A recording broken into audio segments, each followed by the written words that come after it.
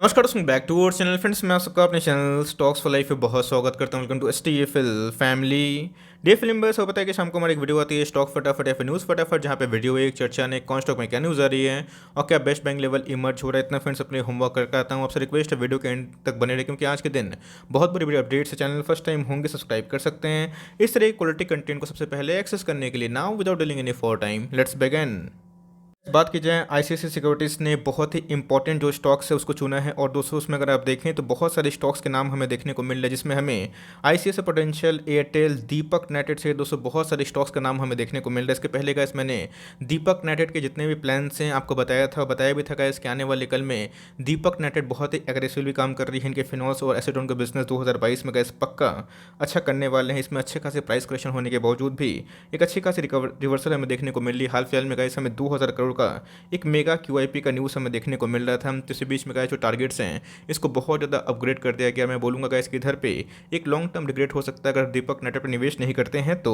निवेश करना है फिर नहीं करना है मर्जी है आपकी। बट इसी बीच में गाइस अगर आप देखें तो बाई दीपक नेटेड अगर आप देखें तो इधर पे गाइस जो उनका रिकमेंडेशन है दीपक नेटेड को लेकर बहुत ही बुलिश हमें देखने को मिल रहा है। इसके पहले गाइस मैंने बताया भी था कि JM फाइनेंशियल ने 2800 के आसपास टारगेट दिया था। मुझे लगता है गाइस कि 2022 में ये टारगेट्स आराम से टूटेगा और दीपक नेटेड 3500 के आसपास भी जर्नी कर सकती है। गुड केस में अगर आप देखें तो अभी के टाइम में हमें जो टारगेट्स हैं 2950 के आसपास देखने को मिल रहे हैं। तो जी हाँ, सिर्फ और सिर्फ दोस्तों टारगेट देकर निवेश मत करिएगा। सेम दोस्तों जो हमने रैशनल बताया था कि दीपक नेट के जो प्लान है काफ़ी एग्रेसिव है, सेम दोस्तों यही सब हमें कमेंट्री देखने को मिल रही है। और इसको दोस्तों आप हल्के में मत लीजिए, बिकॉज केमिकल में अभी के टाइम में अच्छी खासी करेक्शन देखने को मिल चुकी है। तो जो केमिकल आपको पसंद है, जिसके अंदर स्ट्रॉन्ग फंडामेंटल्स हैं, स्ट्रॉन्ग बिजनेस मोड है, वहाँ पर गाइस आप निवेशित रहे। बिकॉज लॉन्ग टर्म में यही सब कंपनी जब भाग जाएंगे तो इसको महंगे भाव पे बहुत लोग खरीदते हैं। आज के कारोबार की बात की जाए, कल के दिन ही मैंने एक न्यूज़ साझा किया था। इनके बोर्ड ऑफ डायरेक्टर्स के आउटकम की मीटिंग के बाद जो हमें न्यूज़ निकल के आई कि 2000 के आसपास एक QIP ये लॉन्च करेगी। तो जी हाँ, ये बहुत ही पॉजिटिव न्यूज़ है। बिकॉज मार्केट में कभी भी गाइस QIP आती है तो ऑफकोर्स उनको बिजनेस एक्सपेंशन में काफ़ी उनको मोमेंटम देखने को मिलता है। तो जी हाँ दोस्तों, 2300 के आसपास ये फ्लैट ट्रेड करता हुआ देखने को मिल रहा है। और एक बार गाइस 2350 का लेवल तोड़ेगा तो फिर से इसमें अच्छी खासी उड़ान देखने को मिल सकती है। जब ये गिर रहा था 2005 के लेवल के आसपास आने के बाद एक अच्छी खासी रिकवरी हमें देखने को मिल रही है। तो मेरे हिसाब से गाइस अगर आप 2000 का वेट कर रहे हैं तो शायद ये आ भी जाए जब मार्केट गिरे। बट मेरे हिसाब से गाइस किसको पता है कि ये स्टॉक कितना गिर सकता है। तो मेरे हिसाब से वाइज डिसीजन यही होगा। अगर आप निवेश करना चाहते हैं तो अभी भी SIP कर सकते हैं। बहुत लोग इधर पूछेंगे सर एवरेजिंग कहाँ करें। देखिए दोस्तों, अच्छे स्टॉक्स में अगर आप एवरेजिंग थोड़ा सा महंगे भाव पे भी करते हैं तो लॉन्ग टर्म में अच्छा खासा मुनाफा होगा। ये मत सोचिए कि कितना गिर सकता है, ये देखिए कि आपको कितना डिस्काउंट मिल रहा है अपने ऑल टाइम हाई से। कैसी ऑलरेडी 20% का डिस्काउंट में है, 700 रुपये क्रेडिट हो चुका है। तभी भी आप चाहें तो SIP के वे में इसको उठा सकते हैं। गिरता है तो वहाँ पे गैस कॉन्फिडेंट रहिएगा, बिकॉज हम लोग कोई बिजनेस को बाई करते हैं तो याद रखिएगा बिजनेस को बड़ा होने में थोड़ा समय की आवश्यकता होती है। तो दीपक नेटेड को हमने बहुत बार कवर भी किया था, इसको लेके हम लोग बहुत लॉन्ग टर्म में बुलिश हैं। तो मेरे हिसाब से गैस अच्छी कंपनी है, आप इसको चाहें तो ट्रैक एंड स्टडी कर सकते हैं।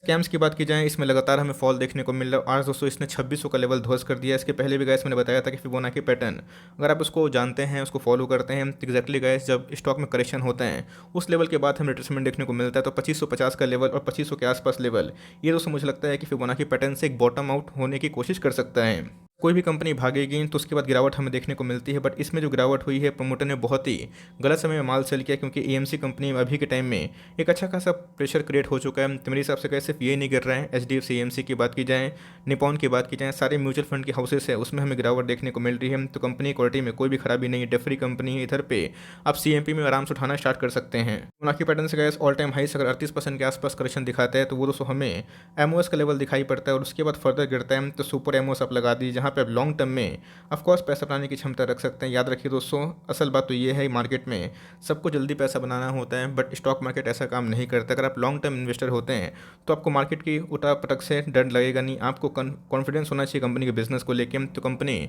अपने ही क्षेत्र में RTA में 70% का मार्केट शेयर लेकर रखती है। तो जी हाँ, पिछले कुछ समय से एक अच्छी खासी गिरावट हमें देखने को मिल चुकी है। तो लॉस में मत बेचिएगा। अगर आपके पास कम से कम 1 साल का टाइम पीरियड है, इसको जरूर निवेश करिएगा। फॉर लॉन्ग टर्म कंपनी बहुत ही प्रॉमिसिंग देखने को मिल जाती है। याद रखिएगा 27 तारीख को इनके बोर्ड ऑफ डायरेक्टर्स की मीटिंग होने वाली, जहाँ पे निपॉन इंडिया के संग इनके ऑफकोर्स एक मीटिंग होने वाले हैं। तो जी हाँ, IEX की बात की जाए तो अपने आप में एक मोनोपोली कंपनी है। और एक्सचेंजेस की बात की जाए, एक टॉप एक्सचेंज हमें देखने को मिलता है। हाल फिलहाल में गैस इसमें हमें बोनस का एडजस्टमेंट देखने को मिल चुका है। तो मेरे हिसाब से गैस कंपनी फंडामेंटली बहुत ही अच्छी है और अभी के टाइम में हमें 255 के आसपास ट्रेड करता हुआ देखने को मिल रहा है। मेरे हिसाब से मैं अपना पर्सनल व्यू दूँ तो मेरे हिसाब से आपको खरीदने की जल्दीबाजी नहीं करनी चाहिए। आपको जो मीटिंग का आउटकम है वो ज़रूर देखना चाहिए, बिकॉज इसके पहले गैस इसने अच्छे खासे पैसे बना के दी और बोनस के बाद स्प्लिट के बाद स्टॉक में थोड़ी सी गिरावट हमें देखने को मिलती है और सेम हमें वही गिरावट देखने को मिल रहा है। तो मेरे हिसाब से आपके पास हैं, आप आराम से होल्ड एंड कंटिन्यू करें, जल्दीबाजी मत करिएगा।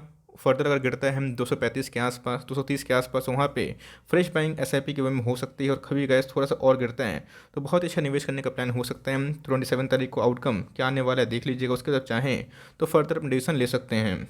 आईआरसीटीसी की बात की जाए तो बहुत सारे कैंसल ट्रेन्स की बात की जाए तो वो हमें फिर से पटरी पे आते हुए देखने को मिल रहे हैं। आज भी गए जोधपुर को लेके, मतलब जोधपुर जो उनके ट्रेन्स हैं जो रद्द हो चुके थे, फिर से गए उसमें हमें एक कारोबार देखने को मिल रहा है और ट्रेन फिर से पटरी पे तोड़ने के लिए रेडी है। आज के कारोबार की बात की तो आज हमें फ्लैट देखने को मिल रहा था।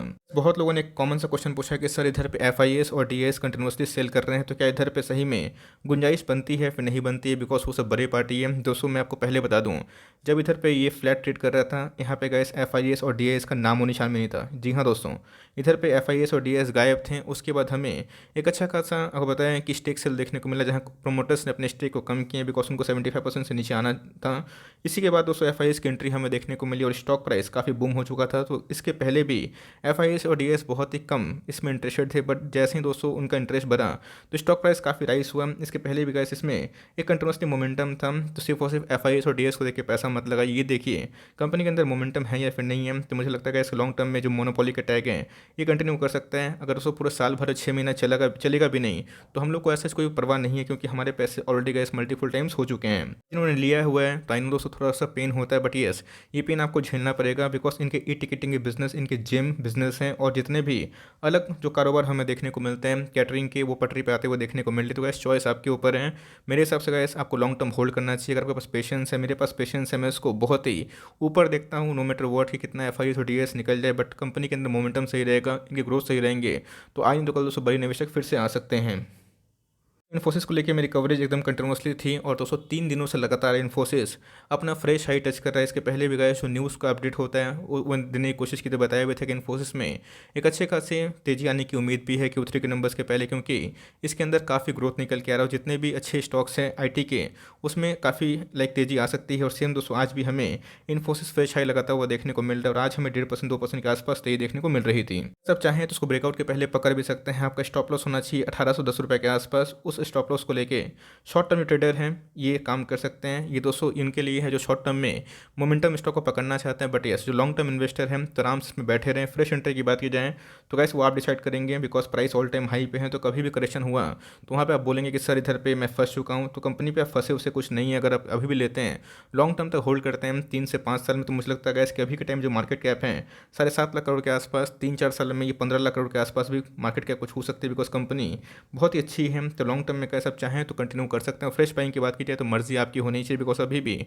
बहुत सारे अच्छे स्टॉक्स में अच्छी खासी वैल्यू है आईटी के, आप उसको प्रेफरेंस दे सकते हैं। बट मैं क्या बोला दोस्तों, मार्केट में सबका अलग अलग व्यू होता है, तो आपको डिसाइड करना है कि आपको कौन से क्वालिटी में स्टॉक में निवेश करना है। बट मेरे हिसाब से कैसे आपको टीसीएस में अभी के टाइम निवेश करना सही होगा। अगर आपको टीसीएस में फेथ दिखाई पड़ता है तो डीएसएल की बात की जाए कभी भी इसमें एक मेगा ब्रेकआउट पॉसिबल हो सकता है।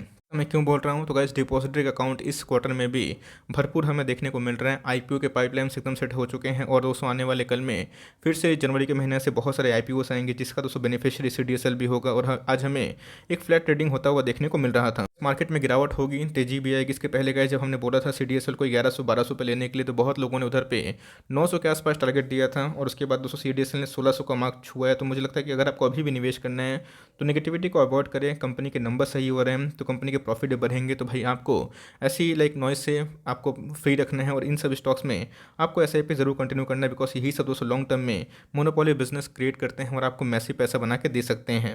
बात की जाए इनकी किस्मत शायद बदल सकती है। लिथियम आयन बैटरी को लेकर कैसे काफ़ी एग्रेसिव है और पहले का जो बेनिफिट है लिथियम आयन बैटरी में ये इसको उठाने के लिए काफ़ी एग्रेसिव हमें देखने को मिल रहे हैं। और गैस इन्होंने एक प्लांट सेटअप को लेकर बहुत बड़ा कमिटमेंट किया है। तो जी हाँ, इसी की वजह से गैस आज इनके शेयर प्राइस में आज हमें 3.5% के आसपास तो ये देखने को मिल रही थी।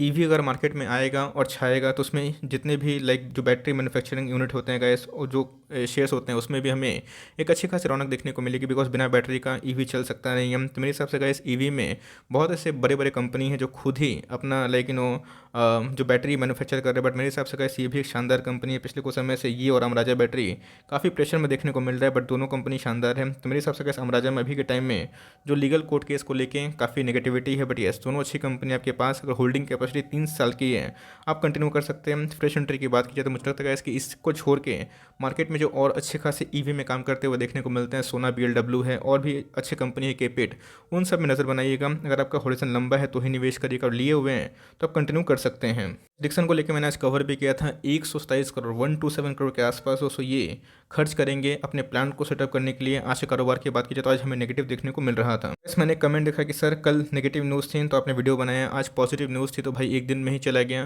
दोस्तों जो न्यूज़ आती है उस न्यूज़ का मैं आपको इम्पैक्ट समझाने की कोशिश करता हूँ, बिकॉज मुझे भविष्य का पता नहीं कि आने वाले कल में कब कोई न्यूज़ पॉपअप कर जाए। तो जी हाँ दोस्तों, जब मार्केट में कोई न्यूज़ आती है तो मैं उसको आराम से बताता हूँ। आप डिपेंड करता है आप पे कि आप इसको कैसे लेते हैं। कल दोस्तों नेगेटिव न्यूज़ से IT क्रेडिट को लेके तो मैंने वीडियो बनाया और उसमें साफ साफ बताया था कि फर्दर गिरावट होती है तब को SIP करके एड ऑन डिप्स करना है, बिकॉज IT के रेट से ऐसा जिनके फंडामेंटल्स में कोई डेंट नहीं पड़ेगा, आपको वही स्टॉक सस्ते प्राइस में मिलेगा। बट दोस्तों 127 करोड़ के आसपास ये बहुत ही ज़्यादा एग्रेसिव देखने को मिल रहे हैं। लैपटॉप जो फैसिलिटी है उसको इन्हेंस कर रहे हैं और 1800 लोगों को 200 ये रोजगार देंगे, जो पीले बेनिफिट से काफ़ी अच्छा हो सकता है। तो मेरे हिसाब से कैसे अच्छी कंपनी है, मोनोपोली कंपनी है, डिप आता है हर इधर से 150 फॉल पे आप चाहें तो SIP कर सकते हैं।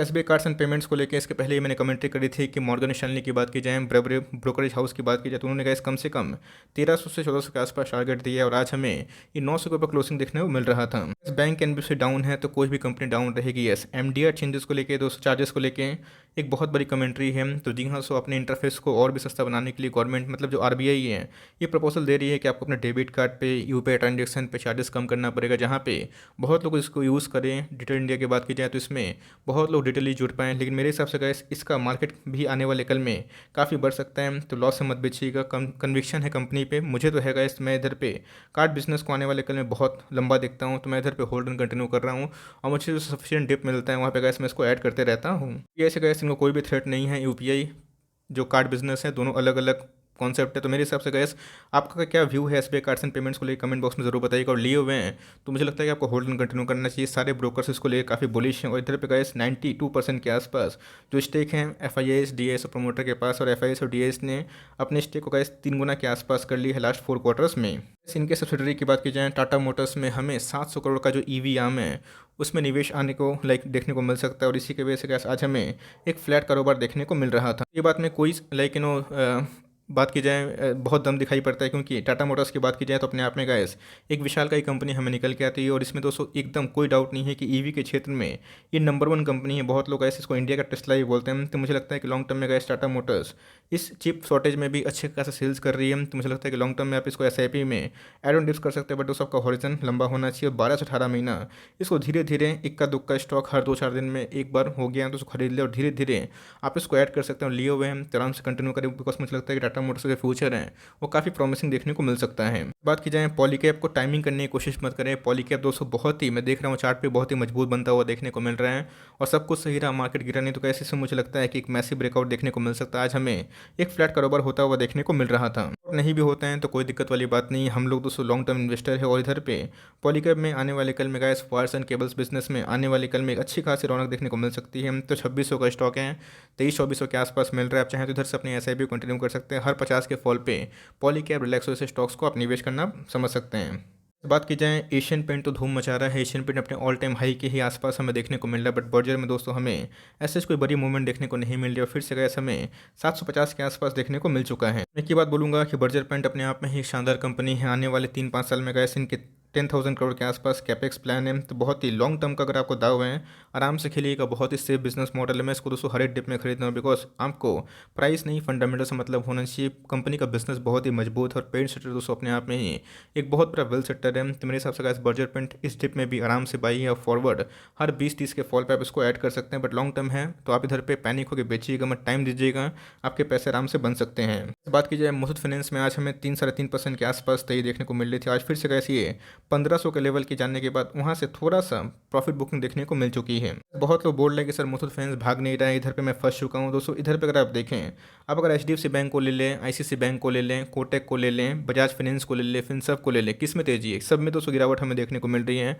अब इंडेक्स डाउन रहेगा, बैंक निफ्टी, बात की जाए निफ्टी के NBFC में तो हमें ये गिरावट देखने को मिलेगी। बट अगर आप देखें तो अपने पीयर से बहुत ही कम गिर रहा है। मुझे लगता है इसकी बहुत ही अंडर वैल्यूड स्टॉक है। तो मैं दोस्तों नेगेटिविटी से काफ़ी अवॉइड करता हूँ अपने आप को। मुझे कंपनी के जो ग्रोथ है उस पर फेथ होता है, बिकॉज अगर आप देखें प्राइस टूनिंग मात्र 15 के आसपास है और इनका जो एमडी का बड़ा बयान है कि 15% जो सीजीआई ग्रोथ है इस क्वार्टर में भी कंटिन्यू हो सकता है और फिर से कैसे व्हीकल लोन्स में अपने आप को तेज़ी से एक्सपेंड कर सकते हैं। पर्सनल लोन पे भी कंपनी एग्रेसिव हो सकती है। तो मुझे कैसे जल्दीबाजी नहीं है, बिकॉज सच्चाई तो ये है कि स्टॉक मार्केट है, पैसे जल्दीबाजी में नहीं बनते हैं, उसमें कैसे आपको समय देने की आवश्यकता पड़ती है। जल्दी पैसा बनाना है तो कैसे आप अपना चॉइस कर सकते हैं, बट मुझे कंपाउंडिंग का बेनिफिट लेना है तो मुझे मुथूट फाइनेंस में कोई भी रिटर्न दिखाई नहीं पड़ता। मुझे लगता है लॉन्ग टर्म में ये दोस्तों जब एक बार भागिएगा 1700 लेवल फिर से तोड़ेगा, तब दोस्तों इसमें पकड़ पाना बहुत लोगों के लिए मुश्किल हो जाएगी। तो कंपनी अच्छी है, आप चाहे तो कंटिन्यू कर सकते हैं। मैं अपनी साइड से बात करूँ तो मैं इसको दोस्तों होल्ड कर रहा हूँ, एक्यूमुलेट भी कर रहा हूँ और कंटिन्यू भी करूँगा जब तक दोस्तों मैं इधर पे इसको होल्ड कर पाऊँ। तो फॉर टाइमिंग छोटी सी अपडेट थी। आई होप मेरा एफर्ट आपको अच्छा लगा। वीडियो अच्छी लगी तो एक लाइक कर दीजिएगा। चैनल फर्स्ट टाइम होंगे